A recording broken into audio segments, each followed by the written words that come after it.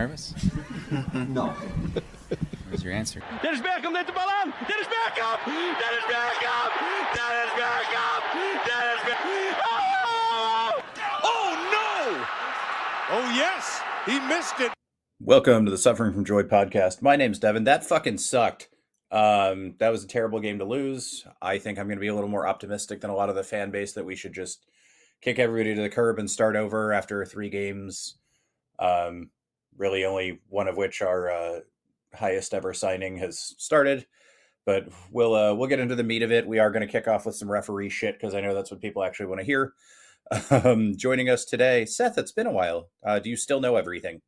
Yeah, maybe. I don't know. I was in Hawaii and Arizona for a couple weeks, and for some reason, I was in a spot where I could watch most of these matches because thank you, Tim Apple, because you sort of make it easy to watch matches, but maybe you want to ruin the match experience. I don't know. Eddie Q, Tim Apple, shout outs to causing more stress this week than the Austin FC midfield. Yeah, we all thought we were going to be super pissed off just about the Verde lights and the smoke situation, and boy, did we get that wrong. Scott, how you feeling? A little tired, but good. It's still early on a Sunday, so United haven't had a chance to disappoint me yet. Well, I mean, I went to 2 Austin FC games over the weekend. Both had terrible refereeing outcomes, and I'm headed to Old Trafford today, so I'm hoping to make it, or not make it a trifecta, but that would be good for you. It would be, because that's probably our best chance of getting a result. Yeah. Also with us, Brad Tillery. Brad, how you feeling? Yesterday was a terrible sports day, and we should never speak of it again. Okay. Mizzou's dropped 3 straight in basketball, so, Yeah. Started with QPR losing, then Auburn decided to lose in overtime to Bama on a floater at the buzzer, and then that bullshit last night happened. So, yeah. All right, we'll get it out of our system. We can't play any more matches during South by, I guess. Our illustrious Minister of Culture had a totally organic, definitely not fake commercial at halftime that definitely didn't ruin the atmosphere. I just think it means Woody Harrelson is banned from the stadium now. That's what I hear. But that's McConaughey's brother. They did also fuck up, the Heartbeat of Austin went on 2 minutes longer than normal, and they messed up the comms on the earbuds on the national anthem, so everything was fucked from the start. So let's talk about refereeing. Marcos de Oliveira, worst referee of the weekend or no? Brad, you were with me at FCito. You can go first. I still think the FCito ref was a little worse because he fundamentally lost control of the game. I don't think that was the case last night. I just think he was bad in his decision making. The offside, I went back and watched the highlights this morning so I could see better. The offside overcall was correct. Yeah. I do think the second overturn for the PK was not the correct call. But he didn't get into a position where he was putting players in harm's way, the way that the FC2 ref, who also happened to be the 4th ref last night, did. I mean, there was the tackle that's kind of floated around in the second half where one of our guys got taken out on what was a clear red card. And he had to decide if he was going to even throw a yellow up. And that was building because it was just one egregious foul after another that wasn't getting punished with yellows in the first half. So when you're putting players in danger, to me, that makes you a worse ref than just making a wrong call. Yeah, and I mean, we'll put the tackle on the show notes page, but for those of you who didn't watch, and this was right in front of us, this kid for Colorado takes a 20, 30-yard sprint head start, just dives 2-footed in, makes contact. It sounds like Alasue, our player's okay in some capacity, but they took him off on a stretcher. How the main ref or none of the assistant refs saw this as the most obvious, this guy's out of control, he's throwing wild tackles, red. I have no idea. I mean, if we didn't have the Millwall Crystal Palace incident last week, I would say it was the worst call I've seen in a month. But no, it's the beauty of officiating is that you can always find something worse. But no, I would agree with Brad's take that Gerald Flores, and that he held Uzuni out longer than he needed to, longer than the 2 minutes yesterday as 4th official. So he managed to screw up in both games. And you screw up as the 4th official in an MLS match, that is a special level of screw up. So was it him holding him out, or was it the head ref? Because Azuni was on the opposite side of the field. Yeah. Yeah. So what ended up happening, I went back and watched it, is that the Azuni fouls at like 50 minutes. It takes 2.5 minutes to do the review. After the review, the head ref motioned Azuni over to the sideline, and then at about 2 minutes after that, he got brought back on. And so I think that, like, I don't know, I could see how, like, the interpretation of that rule is correct in that case, but it also, and the announcers even mentioned this, the Apple TV announcers, that that's not really the point of the rule. Like, the point of the rule is to keep people from, like, being down for 30 seconds and then just hopping back up and playing. But, like, we already had a 2-minute break. Like, it would have been totally fine for Azuni to just keep playing at that point. And I think some of it was just the referee was kind of embarrassed that they had a call overturned by VAR again, Well, or for the first time. the other thing about this rule too is, like, if it's on a tackle, you don't have to enforce it. So it's really referee's discretion here, and they overturned it because he was offside, not because it wasn't a bad tackle and not because the guy didn't clip him. So, like, you're really fucking yourself twice here. Yeah, it was also, I noticed this a lot, at least, is that somebody called, like, the ref, like, kind of like a diva, and, like, he was full on divaing. Like, it was a total ref show. Like, every corner he had to come out and, like, talk to the players about doing blah blah blah. And then, of course, they're soccer players, so they immediately do that thing again because they know they're not going to talk to them again. You know, he had no problem with, like, Colorado time wasting, especially around, like, especially kind of toward the end, and, like, he just did a very bad job of just managing the game the whole time, which kind of goes back to, like, the FCTO thing. But, like, you kind of expect the head ref to just do a better job than that. And you can also just kind of objectively say that, like, the ref crew was bad because their two most important decisions were overturned by VAR. Yeah, I'm actually going And to I can't think of a time. I I can't think of a time of that ever happening. Eh, I'm sure it has. I probably just wasn't watching the match, but to have your two biggest decisions overturned by VAR is a lot. yeah, I mean, I don't recall that in an MLS match, but yeah, I do disagree with Brad about the having the game in control, because I don't think, the first 15 minutes of this game were just chippy bullshit, snappy fouls, and I don't think the ref ever had control of it. But I agree with the player safety point. Like, your main job as a referee is make sure all participants are safe, and if you're not doing that, you're a fucking failure. Well, and I think one of the things that it was going back to this about, like, the most important part of refereeing is that, like, yes, there's the rules of the game that are codified and written down, and everybody knows what those are, but then there's a lot of gray area in those rules, and it's a lot of a ref's job to determine what shade of gray is acceptable Mhm. and maintain that throughout the match. And I think that's where a lot of referees kind of fail, which is that they don't set a standard and stick to it. And then you have the problem that you have at FC2 on Friday, which is that, like, it just keeps escalating until you actually put a line on it. And once you get a bad red card tackle, you've already failed. Well, yeah, and then you don't give the red card, and then your line's totally gone. Like, you have no shot at that point. Yeah, at that point, you're just playing Calvin ball. Like, there are no rules. Yeah, exactly. But FCTO did get the win, so I guess, and as long as Alastue is fine, it's not great, but I think we'll take it. Seth, any kind of general refereeing thoughts? I did want to note, too, when he did finally give a yellow card to Zach Steffen for time wasting in the 80th minute or whatever. It came from the crowd booing, and I think he forgot he was allowed to yellow card Steffen until that happened. Yeah, no, it just was. I mean, we have to remember that ref off season is a real thing as well. And it's like, even though we are obviously pro-union on this podcast, we are not against the officials union, as we demonstrated very clearly last season, that the individual quality of reffing in this league, and let's face it, pretty much every league, could use for some dramatic improvement. I'm ready for our AI overlord refs whenever they come. Yeah, I think It wouldn't have taken 5.5 minutes to review something that was not a penalty or two. I mean, we spent we had to go to plus 12.5 last night in the second half. Yep. Yeah. And, like, that was because of ref reviews. Which gets back to the argument too of, if it takes that long, it's not clear and obvious for an overturn.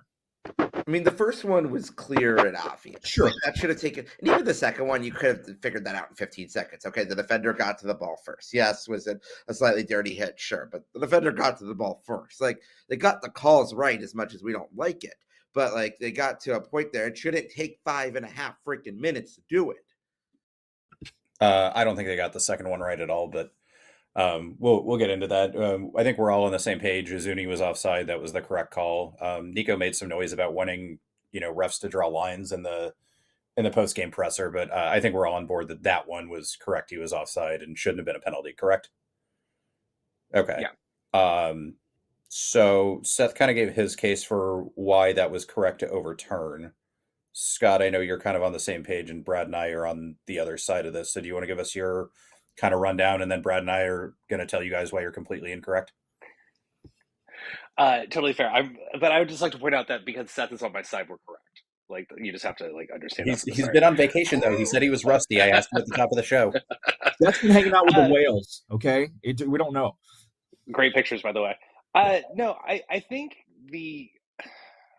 to me it comes down to I think Rubio and the defender both make their feet hit at the same time, and I think the defender's foot is in front of Rubio's foot, and he gets the ball because the ball goes in the direction he's going in.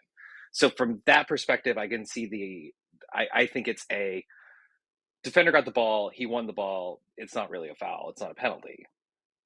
And his studs are up. And so I do think that in another part of the field, I could see that being called by a official who had drawn that line. But I see why it got overturned, because you can make a very easy case that the defender won the ball. All right, Brad, why are they wrong? Well, I think one, you just said, in another part of the field, you can see that's a foul. And you guys know my stance. I'm very loud about it. If it's a foul in one part of the field, it's a foul in the box, it's a penalty. That's the rules of the game. And I go back to what I just said as well, which is clear and obvious. The standard in MLS is clear and obvious for an overturn. There was nothing clear and obvious. Did the defender get the ball first? Yeah, by a shred of a second. But there's no rule that says because you get the ball first, it's also not a foul. That's some weird concept that everybody loves to tout when it's convenient for them. And I'm not saying it's convenient for you, Scott. I'm just saying in world soccer when you talk about things. But you still have to be cognizant of your studs and how you're going into players, because you can win the ball and still have a foul. And that was the case last night, where to me, he clearly took out Rubio on the play despite getting to the ball a fraction of a second ahead of time. So I think it's a foul that should have stand. Yeah, Brad kind of hits the general point I was going to go for here. If I get the tiniest fraction of one of my studs on the ball, I can't at the same time punch you in the fucking face. Okay, that's still a foul. It's really simple. And he absolutely is out of control and cleans out Rubio. The other big thing we talked about, clear and obvious. I think this is something that should probably be overturned to a penalty if it wasn't called on the field, because it's that egregious of coming through a guy. I understand the quote unquote higher threshold thing that Brad hates, but to me, this is pretty clearly in anywhere else on the field, this is obviously getting called. Something similar happened with Danny 3 minutes earlier. I actually went back on the last night to watch it again, because I was well, maybe he just didn't, actually come through Rubio and Rubio jumped or something like that. But he goes full speed, takes out Rubio at the knees on both legs. That's a foul anywhere on the field. Sorry. And especially they called it a penalty on the field. And this is kind of the bigger one for me, even if you're kind of 50-50 on where I'm saying here. Yeah, fine. The guy gets the tiniest bit of touch at the same time. It's almost like a tie goes to the runner same time kind of thing. But that being enough to overturn a penalty called in the 90th minute of a game is not the point of VAR. You can say he got the ball the tiniest fraction of it all you want, but I don't know. Go ahead and drop us your thoughts at Suffering Pod, whatever socials you use. We're mostly active on Blue Sky, but are you team Seth and Scott? Are you team Devin and Brad? Who knows?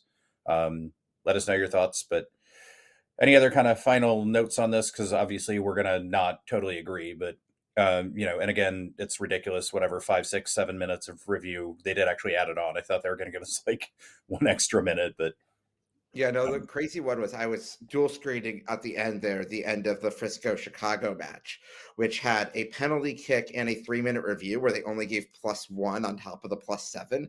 And both matches were starting at +7 at the same time. And it was just kind of wild to watch that. I think the only other interesting thing to talk about with penalties is, what do you think Austin's penalty kick taker order is now? It seemed, because clearly Vasquez was lining up to take the second one, but Izuni was off by that time. Are we assuming that it's Vasquez, Izuni, and then Nebulous, or Do we think Do we think Ilya is in that Azuni? line?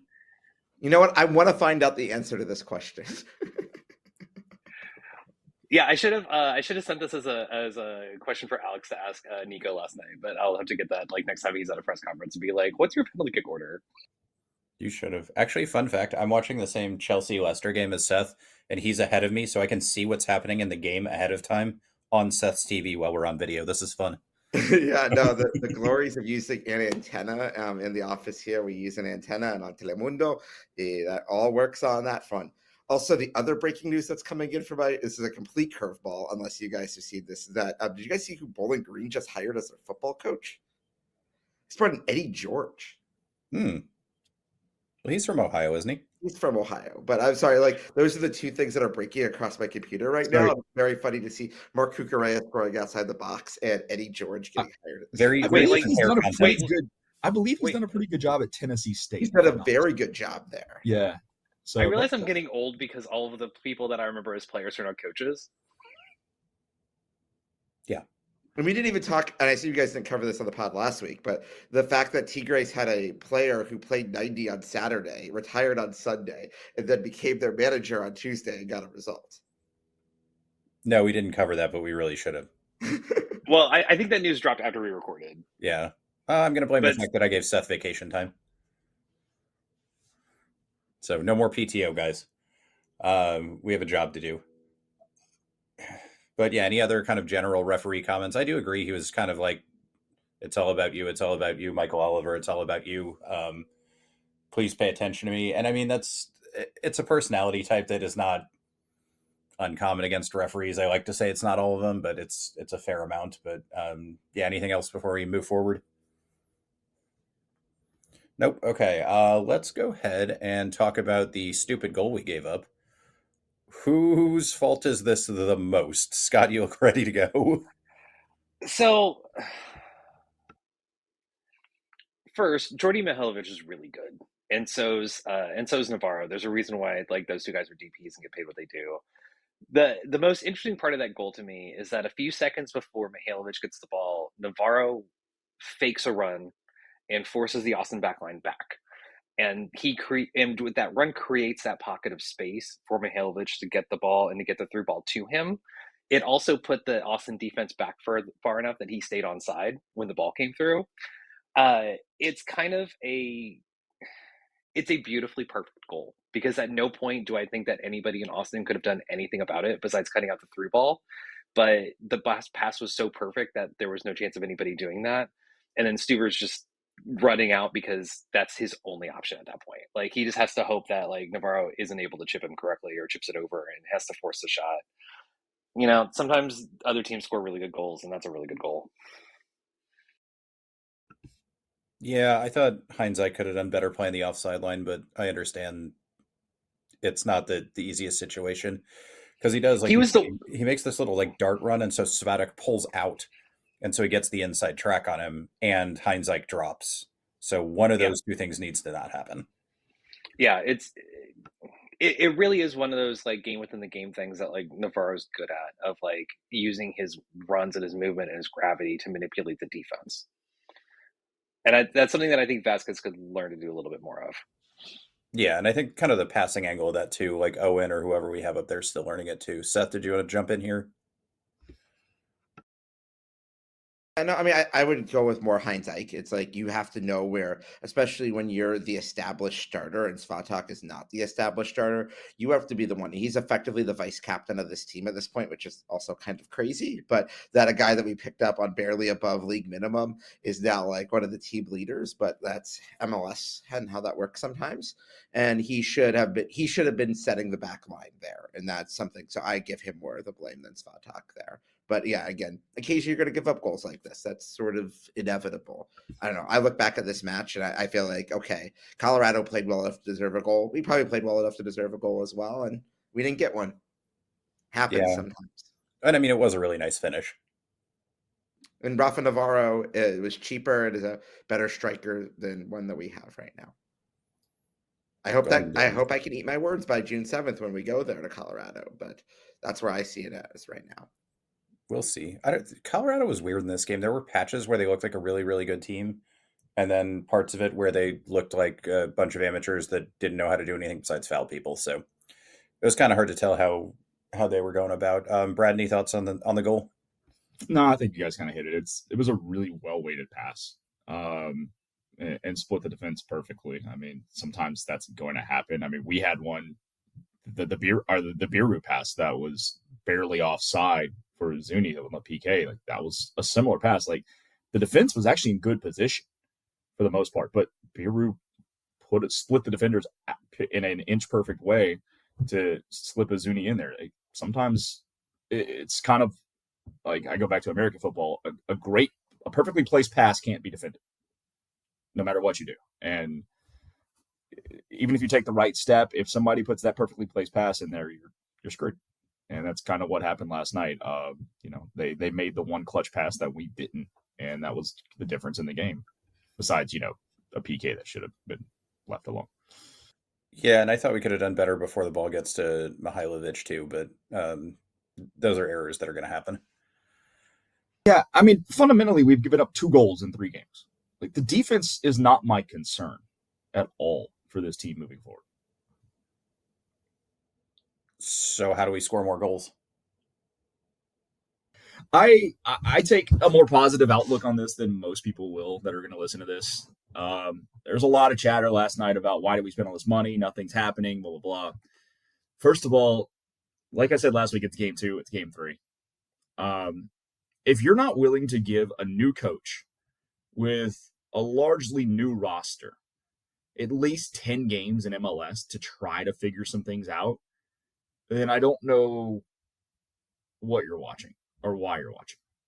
Like, there's a process to getting better. It sometimes doesn't work overnight. This is the first time that all 3 DPs have started a match together. We were threatening at times last night. I thought the ideas of what we wanted to do were really good. It was just little things that we just kept missing on. Second half, Vasquez, Scott and I were sitting next to each other last night. Vasquez made a run down the right side, and it was Kalmanich with the ball on about a 60-yard run up the left. Cuts in towards the top corner of the box and lays in a beautiful pass that if Vasquez keeps running, it hits him in the forehead, and he's able to put it in the back of the net. And Vasquez stopped running. You don't know that about your teammates until you play with them a little bit and what to expect and how they're going to continue to play. Like, he has not really played with Kalmanich and probably doesn't fully understand how good Kalmanich is with a cross with the left foot, and where he's going to place the ball. We were a combined 1 foot in the first half from going into the break 2-1. Ball off the post, and then a great Stefan save. Like, that save by Stefan, don't discount how good that was. So I'm just not freaking out as much. Yeah, the ball needs to hit the back of the net at some point, but you can see where this team is trying to go. You can see how we controlled, I thought, the flow of the game for the most part, especially in the second half. And eventually, things are going to break in our direction. Yeah, we play LAFC next week. I'm not going to get blinded by, hey, it's LAFC, because I don't know what they're going to put on the field. That's going to be, what, game 9 or 10 for them already this year by the time we play next week. Yeah, and they got to go to Columbus on Tuesday.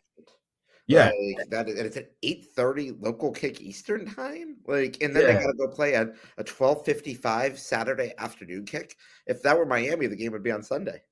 Yeah, there's certain things, like, I think that LAF State game could be more winnable than we think, or at least gettable as from a perspective of going and getting a result. And like I said, I'm going to give this 10 games. If we are sitting on 12 or less points after 10, I'll start to worry. If we're in that 14, 15, 16 point range, that's a point and a half a game, and with chance to gel and grow, then you know what? There's really not a whole lot to be concerned about at that point. Yeah, I don't love that the 2 biggest impact players in this game, we talk about Navarro, but between Stefan and Georgi Mihailovic are kind of failed U.S. national team players. So every time that happens in MLS, where I'm like, wow, this guy sucks for the U.S., and then they turn up and make us look silly. It always gives me a little extra rankle, as does losing to Stan Kroenke in anything. But Scott, Sorry, I you'll didn't be mean to- scoring more goals.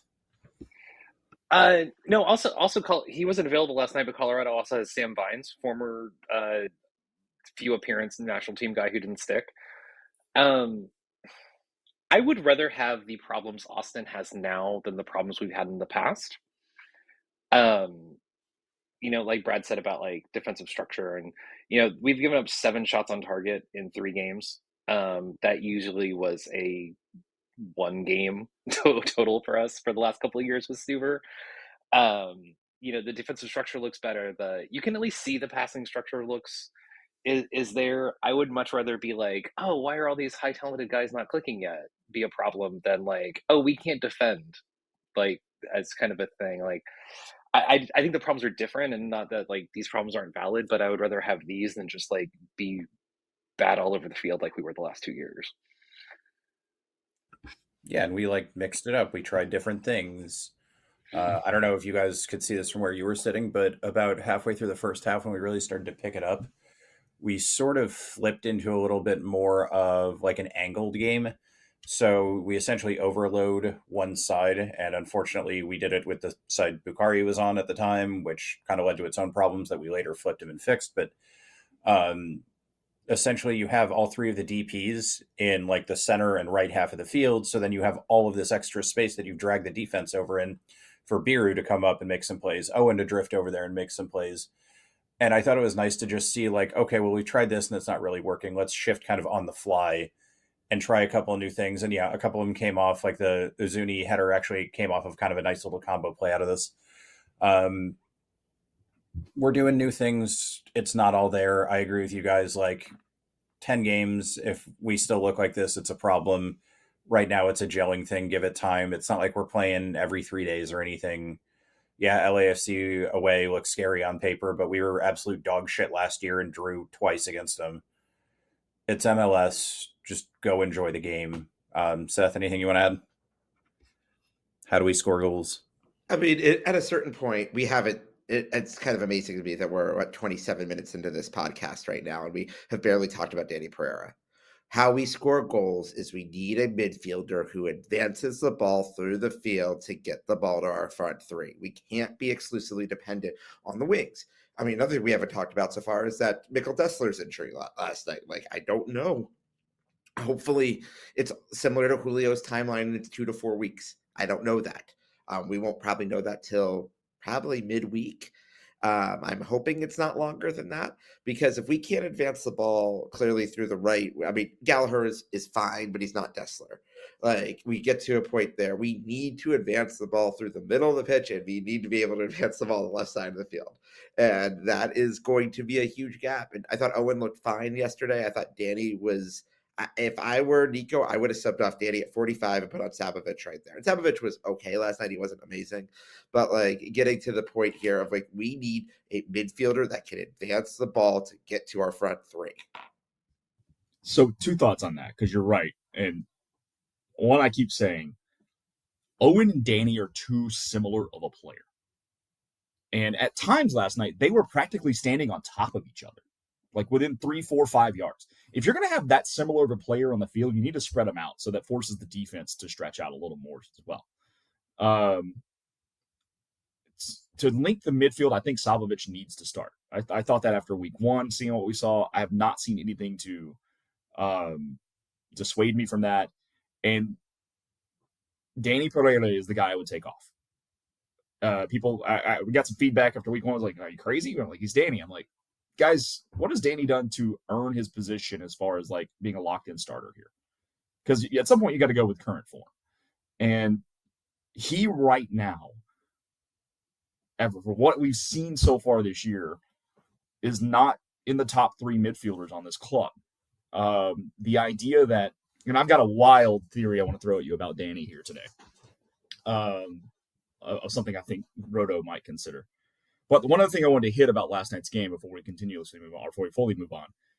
If you listen to this podcast season preview, because I saw takes out there, this is a bad Colorado team. How are we losing to them? Blah, blah, blah. I raised my hand and said, I don't know what to make of this team. And both Scott and Seth corrected me and said, they didn't really lose much and actually improved the roster a bit off of a team that finished with 50 points last year. That's right at 1.5 a game. It's not a bad team. So I'm begging you guys, when you're, and most of you probably know who we are, like literally know you in person. Come find me. I'll buy you a beer and tell you this to your face. Start watching the fucking league before you have those takes. I will note. The beauty. Yeah. Sorry, I'll offer up the free drink I won in LB Slack by predicting nobody would score last night. I will note we did finally have a little separation between Owen and Danny because Owen went back to dark hair, so we can actually tell them apart now. Yeah, I thought, especially in the first half, Austin was kind of doing that thing that Premier League teams did like 20 years ago of you play a 4-4-2 and your left winger is actually a like central midfielder who tucks in. Yeah. And then with the idea that like when you're in possession, the left back like moves all the way forward, but Beeru for whatever reason never really advances that far. And I'm not sure if that's like a like instructional thing or just like him as a player. But I thought that was kind of the deficiency because I thought whenever he did get the ball in those forward positions, like going back to what you were talking about of like a diagonal game, like the passes he put in were really good. And like and we all obviously know like the skill he has on his left foot. So I just really want to see, I wish he made the same runs that Kolmanich makes because Kolmanich understands how to use his left foot as a weapon and how to get forward. And Beeru doesn't have that yet. No, Beeru always seems like he wants to cut inside and shoot more, which is fine, but it's not the way that style we're using works. It's not a fit with a left winger who's also trying to cut inside is the problem. And kind of going back to something that Seth said about like Gallagher being on the right, I thought him and Bukhari looked good on the right when they were linking up because I think both of them kind of have the same thoughts of like, hey, get ball forward, run, like kind of a thing, like that clicks for them. I think the problems with putting Gallagher at right back are more defensive than in the attack.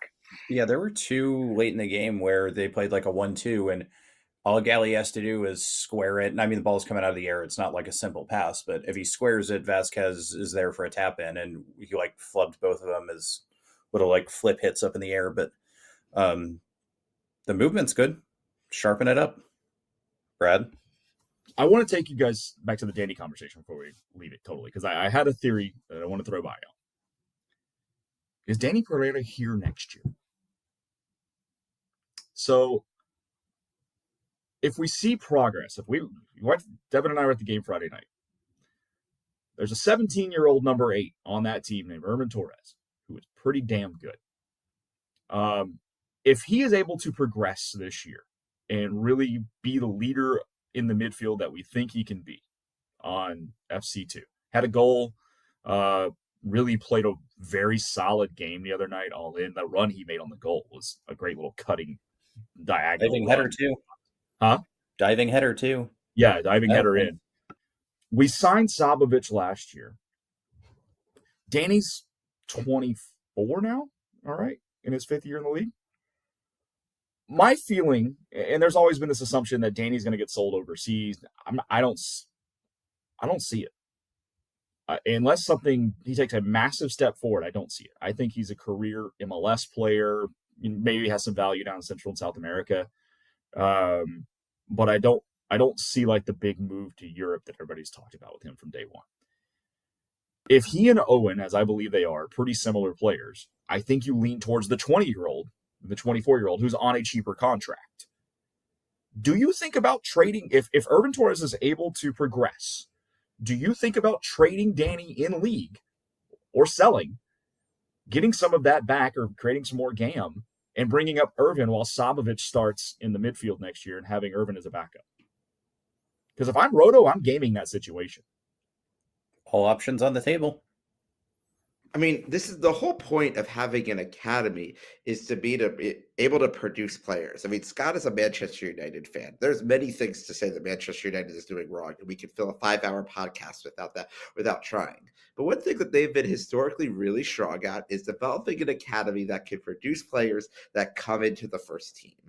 Owen, I don't really count because like he was developed enough at this point. Like Irvin Torres would be the first player that we really have that comes through the Austin FC Academy that could have a real potential to make a difference on the first team. Like if he's doing really well at FC Tito, I want to see him go to a USL club in the second half of this season. Like, I want to see him really progress through this pipeline and see what we can do here. Like, it should be possible. Like, he now, since with his roster spot, like, he could get onto a U.S. Open Cup spot if we are playing someone in there. Like, even if he's not going to get minutes, I want him on the bench for a U.S. Open Cup match. I want him to get involved in this experience and build it up through the pipeline and have us be, I mean, a little bit like a Philly or a Frisco at a point of like knowing that you can have players that come from this academy that get you into the first team, which will do wonders for the overall pipeline development and building up of this club. And also having a Mexican American as our first player to do that is really important in a community like Austin. I think the other thing to think about in terms of midfield depth is also the progression of like Dubrsarski and what kind of level we think of him as. Because if Danny goes, I would think of Dubrsarski being like the first midfielder off the bench, and then you slot Torres in behind there, which I think makes a lot of logical sense. Talking about homegrowns, like look at Colorado. Like, Cole Bassett's a homegrown. His brother was on the bench last night. He's a homegrown. One of their other starting midfielders was a homegrown. Like that's the kind of thing you do when you have an academy, is that you just bring these guys up and they slot in, and that's something that Austin, just by the nature of how we've decided to build and not have the higher age groups early on, that like we're finally kind of getting to fruition. And also part of why Owen doesn't count, because he didn't really play academy games because he was too old for the oldest academy team we had. Yeah, I think you have a little time with Dubrsarski. So because we have a 1-1 with Ilie, so I think there's an argument that you could Dubrsarski starts either by end of year this year or next year as a starter, and Ilie's his backup, kind of as that veteran, fewer minutes guy who can get in there and play the six if need be, and that buys you another year to find the replacement for Ilie. But I think if Irvin progresses, we just have enough depth that we're creating to where there's a lot of competition for that 8 spot on the roster, in the central midfield, and I think being 24 years old, 25 or ish at the end of the season, having as many minutes under his belt, Danny would have value in this league, and we can probably get a hefty return to then go spend some money to boost up the roster elsewhere. Well, even, we talk about depth because it's something we've never fucking had before, but now we have this nice luxury where we have Sabovic, who's been very, very good, and you can sit Danny's ass down for a game or two and say, hey, we're sending you a message. You're not a locked-in starter. You need to step your fucking game up. We don't have to bin him off exactly right now, but you do have that option to say, okay, well, let's see if this other thing works. And you're not exactly we're not throwing Manny Perez or Ethan Finley's out there. I don't understand the logic of subbing off Owen instead of Danny last night when they did bring Sabovic in. Danny had an objectively worse game last night. At one point, he damn near pulled a Kip Keller. I thought Owen was more dynamic and progressing the ball more. Maybe they'll say like, hey, there's an argument that Owen was playing more of the role of Rubio when Rubio came in, but Owen can drop back and play that 8 spot just as well too. He's kind of a dual 8 with Danny anyway, and Rubio was playing that more progressive 10. So I don't really get leaving Danny on there because I thought the message needed to be sent last night at halftime. I mean, I would have been fine with that. I wonder if there's like a minutes cap periodization thing, but Scott, any thoughts here? Yeah, I think the logic is, or my guess would be, that Nico isn't comfortable having Owen as part of a 2-man central midfield, which I think is valid. And I think, Danny's like general pace and combativeness is helpful in those situations, even if his passing is not there. And to go back to something that Devin talks about of like Arsene Wenger's concept of if you're down a goal, just keep throwing on attackers. Like at some point you just keep having attackers on, and like you just expect that like Sabovic or whoever just has to kind of be the base of it. And I thought that probably would have been a smarter move, because then you're essentially having Rubio and Owen as like dual attacking midfielders. And when the problem is getting the ball from the midfield to the attack, loading up more people there to be able to do that job makes sense. What'd you guys make of subbing Xanon? I have a take on that later. Okay. Well, I mean, we'll wait for stock rising, stock falling for that. Yeah, I was going to say I don't mind the sub, and I actually think there's an argument that maybe he should start. We looked better in the attack when he was in the game. I thought it's from the left side. He offers a different dimension than Biru. Like I like Biru, he's creative, but sometimes Biru just gets in his own damn way and doesn't stay. And we don't know where he's being coached exactly, but it feels like he doesn't stay in position all the time either, which opens us up for problems. I thought Zahn especially gave us a little more width down that left side when he came in, which was extremely helpful to opening up space in the middle. Yeah, I just thought it was interesting to see him come on. I mean, subs in general, any kind of commentary, I know we're all kind of similarly. Danny probably should have been pulled off, but you have the Dessler one, so you're forced there. I thought Rubio played well when he came on. O'Brien made sense. I don't really have a problem with any of them. I mean, I'm with you. Maybe you haul Danny's ass off at halftime, but that's probably the only difference I would say. The O'Brien one frustrated me. Not that he played bad. I thought he was thought it was really solid. But it proved to me that for the first 2 games, he can play the left side, and he should have been on the left side and having Buka on the right. Because O'Brien was more than fine on the left last night. And that frustrates me because I think we pissed away 2 games of one of our DPs playing in his best position when out of zero necessity. Yeah, and we're still playing with stuff, but it's nice to have Rubio, O'Brien as guys off the bench and not our entire fucking offense like last year. So, I think it's getting better. Overall, I thought we played well and probably deserved at least a point. Got sucker punched by Colorado on one good play. Their keeper played well. We crossed the ball a lot. Nico had a moment in the press conference where he's like, well, we had 21 shots and 19 crosses or whatever. And I was just like, oh, you don't realize that what you're saying is Josh Wolfe, even though I think you have a valid point here. Like, we were creating stuff. At no point in that game did I feel like there was no fucking shot we were going to score. It all felt like, okay, we're moving forward. We're doing well. I mean, I guess after the penalty overturn in the 95th minute, sure. But there was no like, this is fucking hopeless. This is going to be a giant waste of the next 40 minutes of my life type of thing. So I think it's an improvement, but overall, I'm with you guys. Like, we need to click, but felt pretty good about the game as a whole, like how we played. I know people are frothing at the mouth. We got no food, we got no jobs, our pets' heads are falling off, Lloyd Christmas level, but it's game 3. I know nobody wants to be told to calm down, but like, you can see where it would click if it does. And that's a huge improvement for me. I also think some of the people who are getting a little impatient don't remember how fucking bad this team was for at least 2 years. And you should go back and watch some games last year. Even the Houston game we won, holy shit, that was hard to watch. So in preparation for the Portland game last week, I watched the Portland win in 2024. And if you really want to see how far along this team has come, go back and watch that game. And it's kind of where I think that like just like blanketly looking at like results in terms of processes is incorrect, because like, yeah, Austin won that game, but like they didn't deserve to win it in any way, shape, or form. And I think that Austin is at least like playing a cohesive game now, a more structured game that is always going to give them a chance, because they can actually stop teams, and they can stop teams without completely neglecting the offense, which is the only way that Austin got shutouts last season. And so again, like, I would much rather have the problems we have now than the problems we've had for 2 years of being both bad attacking and defending, which is a very difficult thing to do. Yeah. Any other notes on the game, or you guys want to move into format?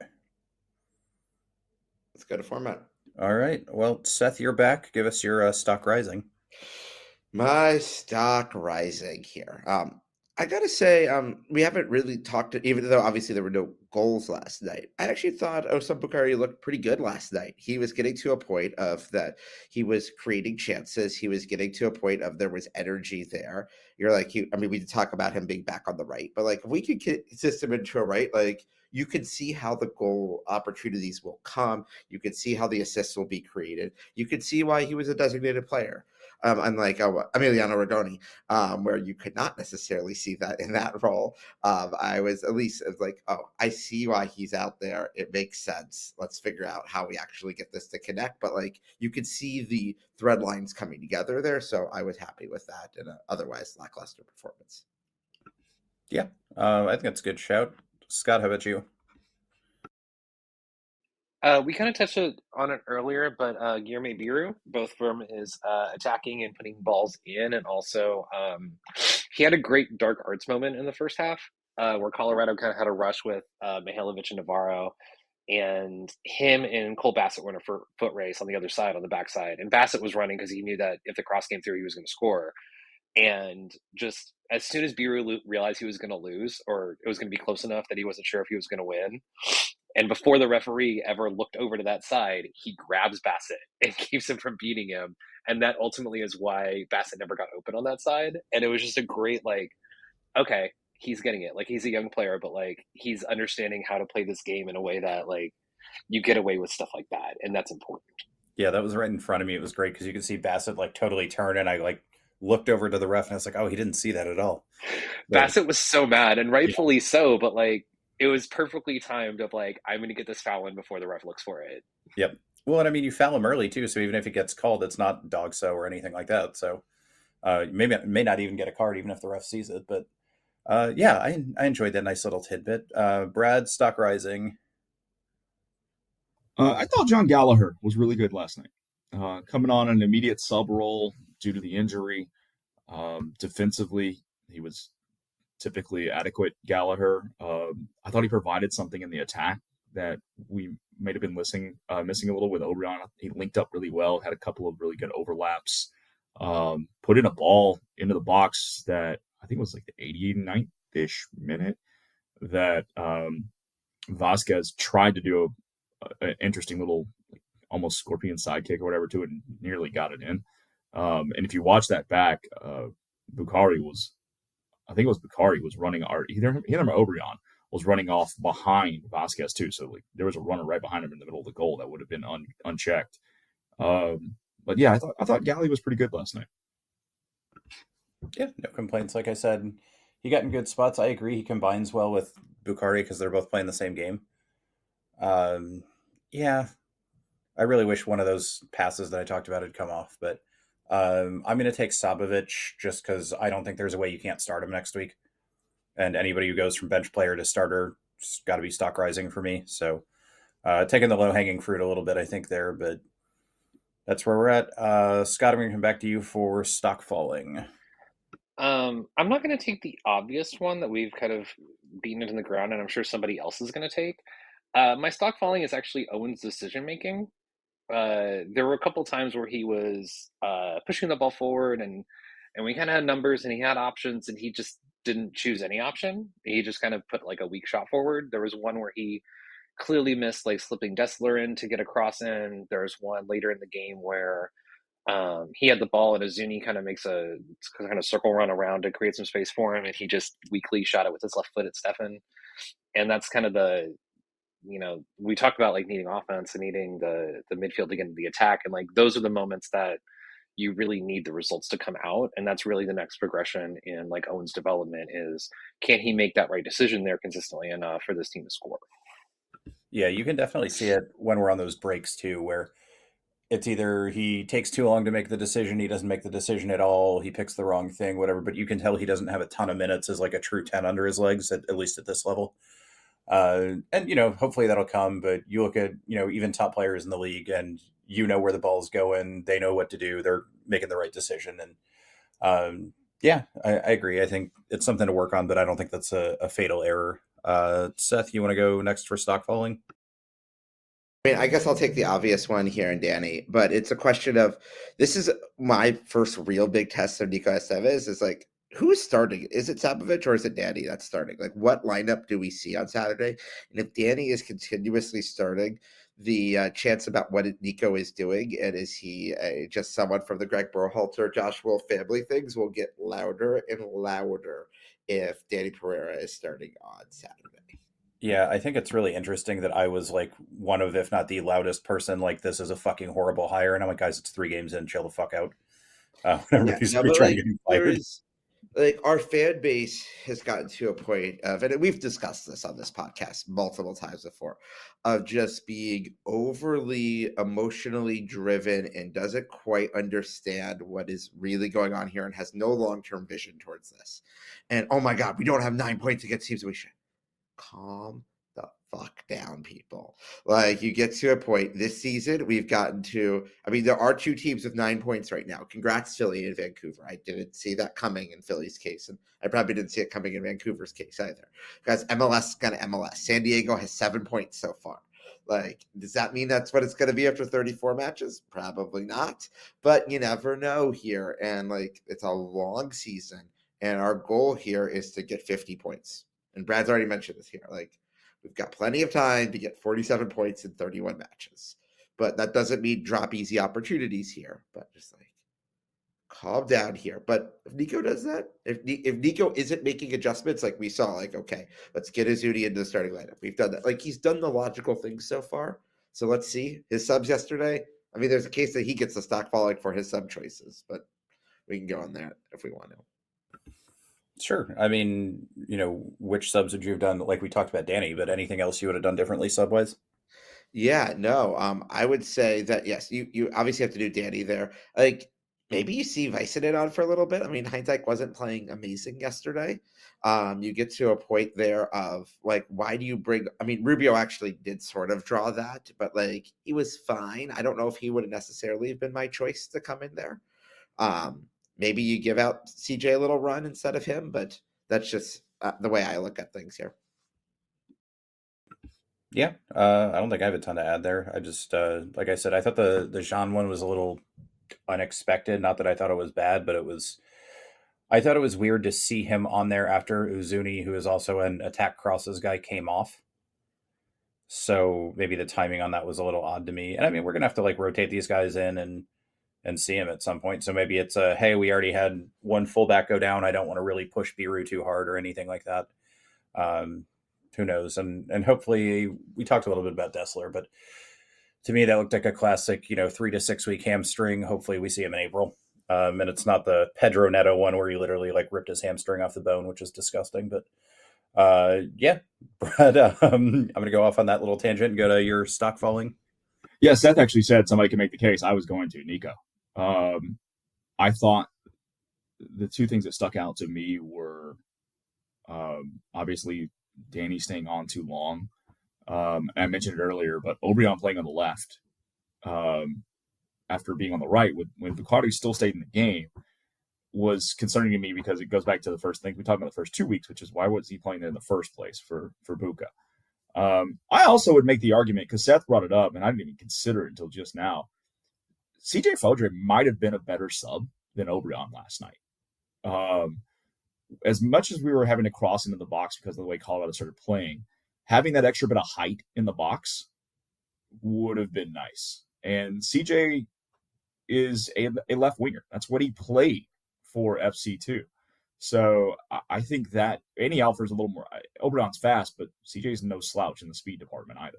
So I think he might have been able to bring a little bit different dimension than Hot Air to the game last night. Would have been something to consider. Yeah, and I think we'll see more of CJ. I think Nico took the safe Obrian's experience. Let's throw him out there answer, but maybe CJ would have been a better option. Who knows? Yeah, I'm not convinced that CJ's not more talented than Hot Air. So, and if nothing else, like I said, the extra few inches of height, he offers a little bit more in the box to go win a ball and help you out maybe when you really need that when we're trying to have to cross everything in towards the end of the game there. Yeah, I do think that's going to be his golden ticket into getting games, especially if we're in like a very crossy setup. Is he's not a short lad. So you guys took a lot of the obvious ones. I'm kind of torn.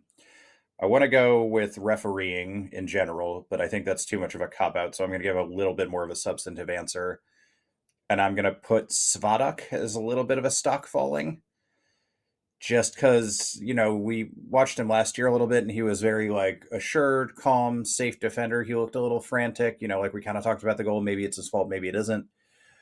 But just in general, he did not give it like a calming presence, and you could tell on the ball he's not comfortable. And which, sort of explains we're saying why is Svadok not starting and Julio starting? Well, there's your answer. Maybe Svadok's even like a little more solid of a defender most of the time. He looked a little unsure there, and Julio's passing is far, far better, and he's much more assured. So you could tell in the first 10, 15 minutes of the game, they didn't quite have that passing, let's even do like simple breakouts connecting. But yeah, any thoughts from you guys on Svadok? No, I'm kind of with you. He was okay last night. He wasn't as good as I think he could have been. I do think our better backline pairing down the road might be Julio and Svadok.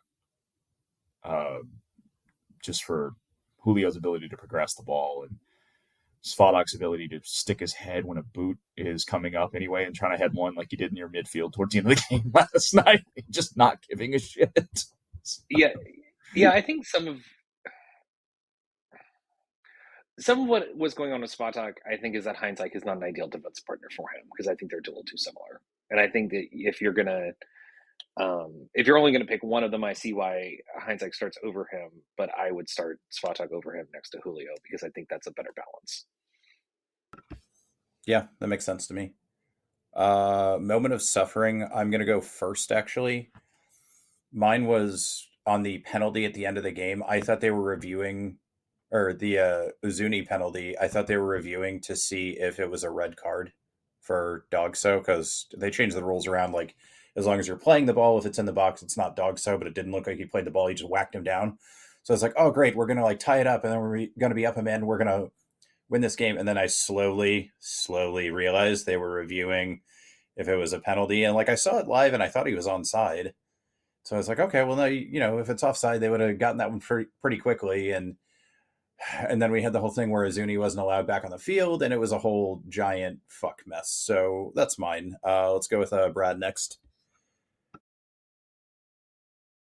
Funny enough, Scott and I were thinking the same thing. We thought it was a red card review as well. And then when they came back and we were checking the game chat, and Seth and a few others like, no, it's offside. It's like, shit. Okay.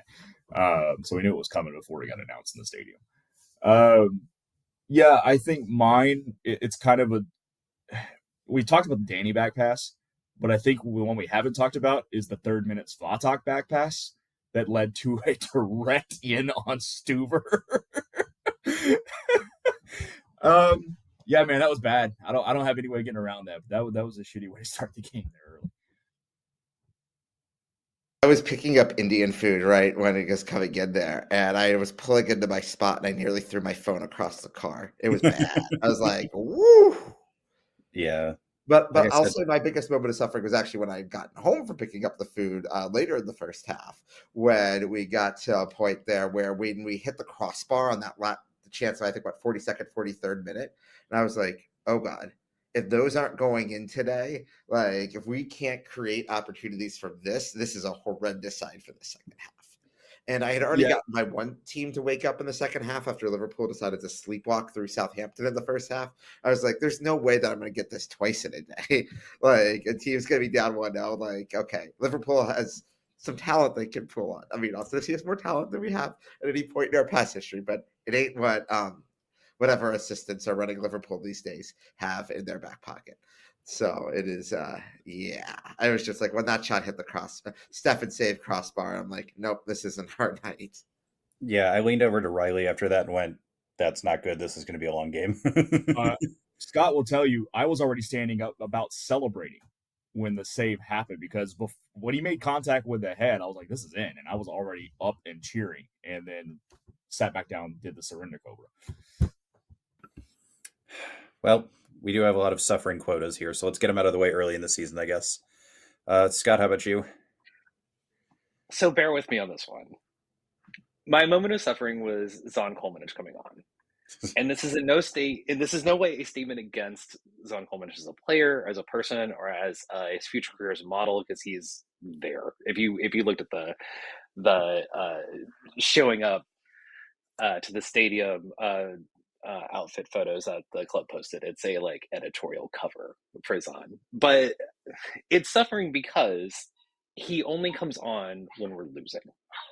He does, and this has been a thing that's going on since his injury, really, which is that he doesn't get the chances that he deserves. I think he rightfully deserves, from what he does and what he brings, and instead he's just a like, you only throw him on in like in case of breaking glass. Like he should come on the field and we should play the glass breaking Stone Cold like entrance music, because that's the only time he ever comes on. And so it just becomes one of those things where it's like, oh, Coleman is just coming on. And if you just told me that outside of context of what's going on in the game, I'd be like, how much are we losing by? I can see it, yeah, as I stare at my inaugural home game signed Colemanich and game worn jersey. I wish we got more out of him, but all right. Any other suffering we want to cover, or I want to kind of hit on a little bit of a preview for next week against the old enemy? All right. So got in contact with the nice folks at Los Verdes who were asking us to help promote their watch party at Sprinkle Valley Austin Beer Works. So not the one over kind of in the industrial district. It's kind of on the other side.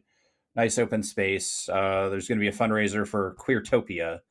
And we actually all do multiple jobs here at Suffering from Joy. So Scott is in charge of our accounting and promotions department. So Scott, we have done our ad read. What have we earned this week?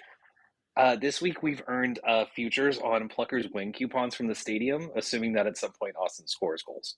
Okay. Well, oh man, I'm going on strike. Yeah, we need to get Ethan Finley to start negotiating these deals for us. He was walking around yesterday. A lot of people ran into him and were talking. Apparently, he was in a suit, and he's very excited about his new job. So great for him. Good. I'm glad he's happy and not on the field. All right. So day game next week. You guys kind of already mentioned they have to play in Columbus and then fly back. Seems weird to me to have that early of a start on the West Coast, but I think we can probably take advantage of it because, we had that LA Galaxy day game last year and you kind of get your schedule a little messed up. Gives your underdog a little bit more of a chance. I watched a little bit of them play Seattle and I wasn't real impressed. I know everybody's really high on Seattle this year, but it just looks a little disjointed and like people are still kind of getting to know each other a little bit over there. Yeah, Seattle's weird. I mean, don't forget, they lost last week to RSL and weren't even competitive. Brad, they haven't gotten a result in Utah in 15 years. Like, they always lose at RSL. Yeah, which MLS, right? Yeah, it's just like these things happen. Like, San Diego win there on their first trip ever, and Seattle hasn't won there in 15 years. Only in MLS. Yeah. Yeah, I mean, it's also like LAFC will have played 8 games since February 18th for that game on Saturday, which is just a brutal start to the season schedule, especially with all the travel involved. Yeah. And they're going to get more matches unless they lose by more than 3 goals in Columbus. Like, they could lose 4-1 in Columbus and still advance on Tuesday. I want whatever situation involves extra time. Same. Yeah, that would be a 3-0 Crew win. Okay, yeah. That'd be demoralizing. Yeah, I think it's also like... but I guess home teams are allowed to win in MLS. So I have the Bundesliga on right now behind me. If Union Berlin holds on here, this will be the 18th match in a row in the first Bundesliga that the home team did not win. That's impressive. It is insane what is going on in the league right now. It makes no sense at all. So it's not just MLS that defies logic. I mean, there are many other things that defy logic in the world. I mean, Bochum beat Bayern Munich yesterday at the Allianz. Like, weird shit is happening in the world. So it gives us hope for Saturday. No, yes, it absolutely does. Yeah, I don't know. I think LAFC are kind of like a shell of themselves right now as they're trying to figure it out. I think they made some sales that made their team a little bit worse right now. And I don't know. I forget what Devin called them, if they were like enemy or nemesis or whatever, but somebody referred to them as our nemesis. And I'm like, yeah, they're our nemesis, but like they don't think about us at all. Yeah, exactly. I think too, the other thing with LAFC that people may not have paid attention to. There's a lot of talk there. Oh God, we got to go play LAFC, and forgetting that they're playing all these matches. But also, the way they played, that 3-0 game from Columbus this past weekend was more of an anomaly than the way LAFC plays. They win a lot of 1-0, 2-0 type games, 2-1. They want to defensively shut you down and then hit you on a quick counter. We're going to have our chances next Saturday. We're going to have the ball a little more than I think you would expect against a higher, what we think might be a better team. And LAFC is still a good team, but if they're starting Olivier Giroud next Saturday, that's a win for us. You want to see Giroud on the starting roster. He's still Olivier Giroud, but it's kind of veering. His time in LA is veering towards the Bale track than it is what we saw with other players who come in with big names from overseas and have taken over the league or done really well, like in the Patekes of the world or something. So or those Latans, right? So don't be scared if you see Giroud on there. Actually be happy about it. The key is hoping that Denis Bouanga doesn't really play as much. I think that would help a lot. I know they're going to Columbus. Seth mentioned the score line. That 3-0 score line may help them sit some guys and not have to go full out for a full 90. So I'm going to ask all of you to do something that's, for many of us, a little tough to do. I need you to root for the Crew on Tuesday night for at least like 70 minutes, 80 minutes to keep it close and make LA keep playing. I literally don't give a shit about the Crew. I'm fine rooting for him. So this is interesting. So Bouanga did not start yesterday.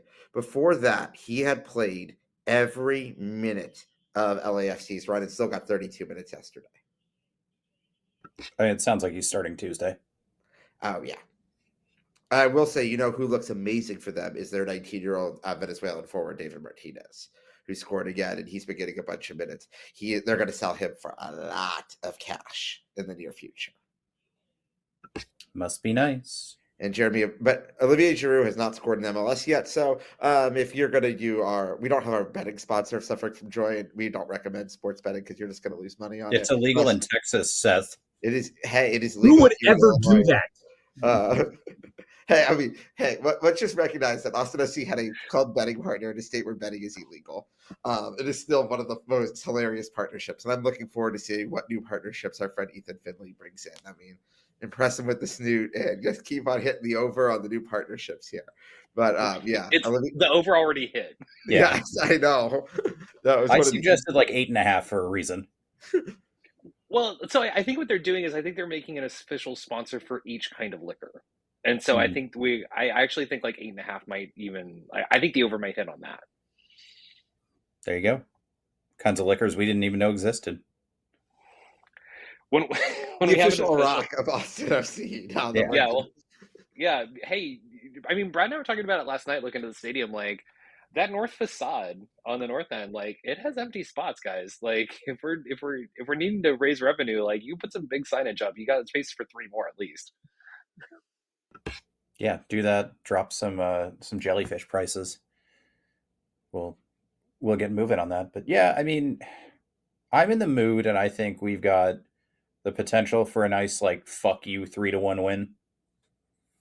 So I'm going to call that prediction. Then you guys can make fun of me for it next weekend. But I mean, general. I think that's the most MLS result possible. Yeah, be that's what I was going for. 3-1, like the most MLS-y thing. And then Giroud scores like a wonder goal against us because he hates me. I've done nothing but support the man. He hates me. All right, Seth, do you want to give us an official prediction for now? Feel free to change it later, but I'm just going to predict that we lose every match until we win one. So we're going to lose 2-0. 2-0. Okay. Yeah, lose every match and don't score. The odds are on your side right now. Brad, how about you? Just set expectations low and you can only exceed them. Yeah. I'm going to say a 1-1 draw. Would you be happy with that? Yes. Yeah. I'd be happy with a road point in LA. Plus, scoring a goal would be good to celebrate. And get a little momentum coming home before San Diego the week after. Well, we're going to do what Arsenal did, where we don't score for 2 games and then we score 7. So they're like London buses, those goals. I truly believe once we see a couple go in, like this team, it's kind of going to be a floodgate kind of thing. So hopefully, yeah. And I mean, hopefully those floodgates happen towards the end of the season.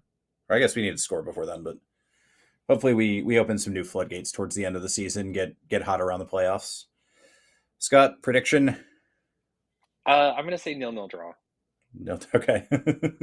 I think Austin's good defensively and can't score, and I think LAFC has problems with creativity, especially for out of their midfield right now. And if they're coming off of a match on Tuesday, they might just be like, we'll just go. We'll just get over with.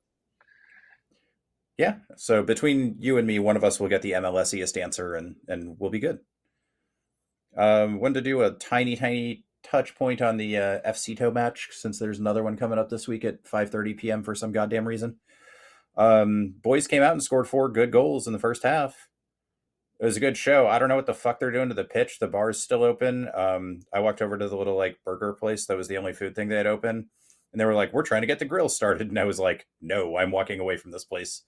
So I don't know if they're trying to sell that place or what, but get yourself a nice snack beforehand. They still got beers and some batch margaritas and stuff. So I would like to see more people there, especially if the team's putting up goals and putting up, a good performance. Keep supporting them. This is the last 5:30 start, I think. But anybody else thoughts on FCTO? Brad, I know you were there on Friday as well. Yeah, I thought they looked really good. Yeah. The thing I came away from, 4 goals in the first 30 minutes, so 31 minutes or so will help, right? But the thing I came away from it thinking was, Roto has talked about how he doesn't see a whole lot of value in MLS Next Pro so far. But I also think his actions aren't congruent with his words on this point, because we have gone out and gotten a younger club, largely at FC2, than we had a few years ago that won the title. But they're a whole lot more talented. And I think he's truly trying to use the club as a place to identify new players that could potentially move into the first team or sell, because we have sold FC2 players to USL teams and made a little bit. And he's doing what he should be doing, which is trying to build a pipeline for us. So this team, and the way they played, was they were very together. They knew where everybody was supposed to be. It was very, for the first 30, 35 minutes of the game, it felt the entire game was on our side of the pitch. They're going to be fun to watch, but there's a lot of young talent to come out and watch too. I thought Micah Burton has really progressed. He had a couple of really quick one-touch turns and moving guys around. And Irvin Torres, we mentioned him already. Jimmy Farkalund was fantastic. Goal and 2 assists. Just dominated down the right wing. This is going to be a solid team to see all year. And they are, I think, a far more talented team than the one that won the title a couple of years ago. At least what we've seen in game 1. You can also do some celebrity watching. CJ Faudree was there, and Tio Tony and Andy Loughnane and Coach Estevez were all there, and it was a good time to see some folks. We saw Coach Utley at the food trucks on Saturday, so get your celebrity spotting on and come visit FCTO. Nico, it's funny, we actually stopped him when he was coming up the stairs next to us. We said, so is Mirto starting tomorrow, Nico? And he kind of looked at us really funny. I'm like, Nico, circle of trust. We're all wearing Verde and black here. It's okay. And he kind of gave us the hint that, okay, he's going to start. Yeah, it wasn't a yes, but it was pretty close to a yes. So you can get insider player information too. I'm just going to note, let's hope this doesn't continue, but everyone was complaining about the early start, and then with 4 early goals, the question is, does FCTO only score before 6:30? That's possible. Well, I ended up working late on Friday. I told Brad this yesterday, but I forgot the match started at 5:30 because I was working until then. And then I randomly checked Blue Sky at 6, and I saw all the highlights, and I was like, oh, I forgot this was going on. They're already up 4-0. This is great. The one nice thing about the early start was the post-game Waffle House was truly at dinner time, so it felt much better to go eat. There you go. You can get some Waffle House afterwards too. Waffle House is for winners. Yeah. Well, we're going to win, so you get Waffle House. Well, according to Phil West, Whataburger is only when you're sad and depressed, and I just don't understand how that slander was allowed to exist. Why is he still allowed in Slack? I don't know. Yeah, the post-game Whataburger, when I do take the train, so the train stop in Leander, there's a Whataburger directly across the street from the train stop in Leander. It's an absolute perfect post-game match, or post-game meal. All right. Anything else we want to add, or are we going to call it a day here? All right, cool. Well, on behalf of Scott, Brad, and Seth, thanks for suffering with us. Bye. Promise here for Austin Jarrett Stroud. It's Diego for goodness! He has written his name into Austin folklore. They just won't go away. Oh, he hits the upright again. That's impossible. The Bears' season's going to end on a double doink. Altidore squares it. Dempsey's missed it. Donovan has it. From hope, there is glory.